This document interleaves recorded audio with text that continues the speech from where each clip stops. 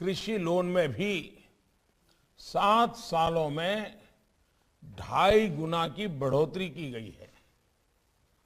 Corona के मुश्किल काल में भी स्पेशल ड्राइव चलाकर हमने 3 करोड़ छोटे किसानों को केसीसी की सुविधा से जोड़ा है।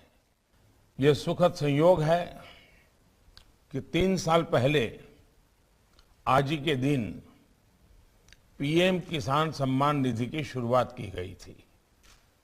ये योजना आज देश के छोटे किसानों का बहुत बड़ा संबल बनी है। इसके तहत देश के 11 करोड़ किसानों को लगभग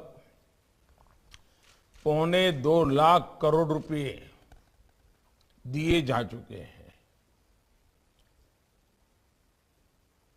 इस योजना में भी हम स्मार्टनेस का अनुभव कर सकते हैं। सिर्फ एक क्लिक पर 10-12 करोड़ किसानों के बैंक खातों में सीधे पैसे ट्रांसफर होना, ये अपने आप में किसी भी भारतीय को, किसी भी हिंदुस्तानी को गर्व करने वाली बात है। साथियों, बीते 7 सालों में हमने बीज से बाजार तक ऐसे ही अनेक नई व्यवस्थाएं तैयार की हैं, पुरानी व्यवस्थाओं में सुधार किया है। सिर्फ 6 सालों में कृषि बजट कई गुना बढ़ा है। किसानों के लिए कृषि लोन में भी 7 सालों में 2.5 गुना की बढ़ोतरी की गई है। कोरोना के मुश्किल काल में भी स्पेशल ड्राइव चलाकर हमने 3 करोड़ छोटे किसानों को केसीसी की सुविधा से जोड़ा है। इस सुविधा का विस्तार एनिमल हस्बेंड्री, पशुपालन और फिशरीज से जुड़े किसानों के लिए भी किया गया है। माइक्रो इरिगेशन का नेटवर्क जितना सशक्त हो रहा है, उससे भी छोटे किसानों को बहुत मदद मिल रही है।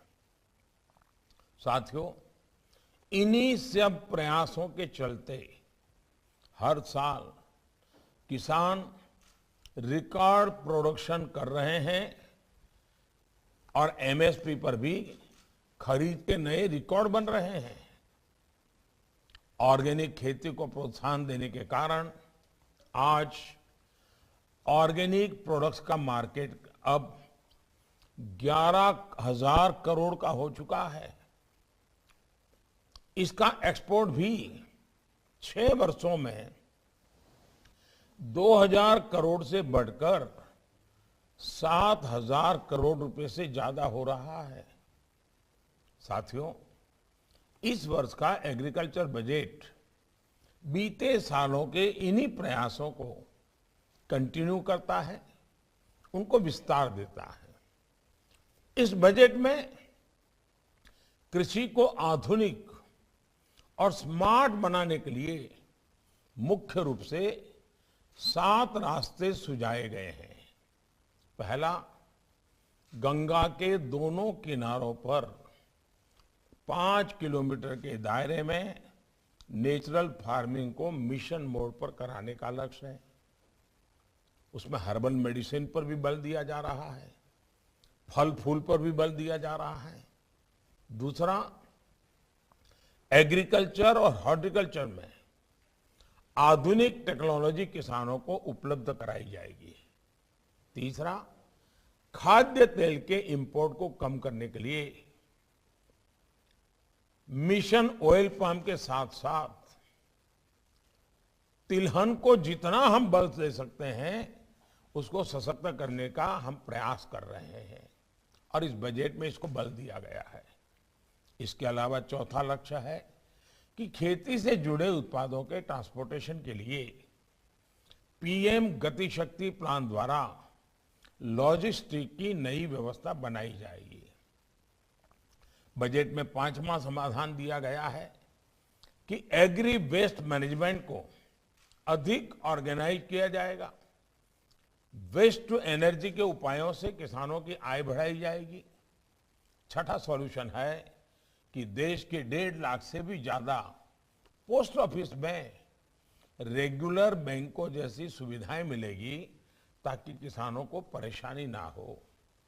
और 7वां ये कि एग्री रिसर्च और एजुकेशन से जुड़े सिलेबस में skill development, human resource development आज के आधुनिक समय के अनुसार बदलाव किया जाएगा।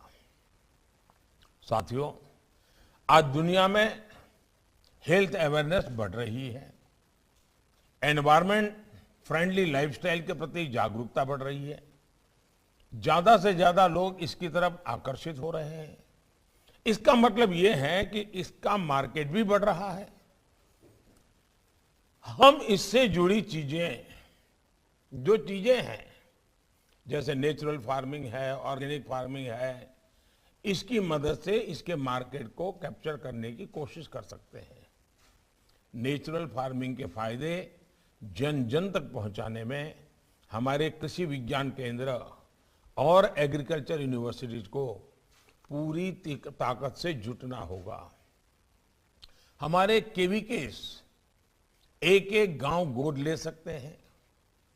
हमारी एग्रीकल्चर यूनिवर्सिटी 100 या 500 किसानों को अगले 1 साल में नेचुरल खेती की तरफ लाने का लक्ष्य रख सकती है। साथियों, आजकल हमारी मिडिल क्लास फैमिलीज में, अपर मिडिल क्लास फैमिलीज में एक और ट्रेंड दिखता है। अक्सर देखने में आता है कि उनके डाइनिंग टेबल पर कई सारी चीजें पहुंच गई हैं। प्रोटीन के नाम पर, कैल्शियम के नाम पर, ऐसे कई प्रोडक्ट्स का डाइनिंग टेबल पर जगह बना रहे हैं। इसमें बहुत सारे प्रोडक्ट विदेश से आ रहे हैं और ये भारतीय टेस्ट के अनुसार भी नहीं होते, जबकि ये सारे प्रोडक्ट्स हमारे भारतीय उत्पादों जो हमारे किसान पैदा करते हैं उसमें सब कुछ है, लेकिन हम सही ढंग से प्रस्तुत नहीं कर पा रहे हैं, उसका मार्केटिंग नहीं कर पा रहे हैं। और इसलिए हमें कोशिश करनी चाहिए, इसमें भी वोकल फॉर लोकल जरूरी है। भारतीय अन्न, भारतीय फसलों में भी वो बहुतायत में पाया ही जाता है और ये हमारे टेस्ट का भी होता है। दिक्कत ये है कि हमारे यहाँ इसकी उतनी जागरूकता नहीं है, काफी लोगों को इसके बारे में पता ही नहीं है। कैसे हम भारतीय अन्न को प्रसारित करें, इस और भी हमें ध्यान देना होगा। हमने देखा है कि कोरोना काल में हमारे यहाँ के मसाले, हल्दी जैसी चीजों का आकर्षण बहुत बढ़ा है। साल 2023 इंटरनेशनल ईयर ऑफ मिलेट्स है। इसमें भी हमारा कॉरपोरेट जगत आगे आए, भारत के मिलेट्स की ब्रांडिंग करे, प्रचार करे, हमारा जो मोटा धन है। और हमारे दूसरे देशों में जो बड़े मिशंस हैं वो भी अपने देशों में बड़े बड़े सेमिनार करें, वहां के लोगों को, जो इंपोर्टर्स हैं वहां, उनको समझाएं कि भारत के जो मिलेट्स हैं, जो भारत का धान है, वो कितने प्रकार से उत्तम है, उसके टेस्ट की दृष्टि से कितना महत्वपूर्ण है। हम हमारे मिशनों को लगा सकते हैं। हम सेमिनार, वेबिनार इंपोर्टर एक्सपोर्टर के बीच हमारे मिलेट्स के संबंध में कर सकते हैं। भारत के मिलेट्स की न्यूट्रिशन वैल्यू कितनी ज्यादा है, इस पर हम बल दे सकते हैं।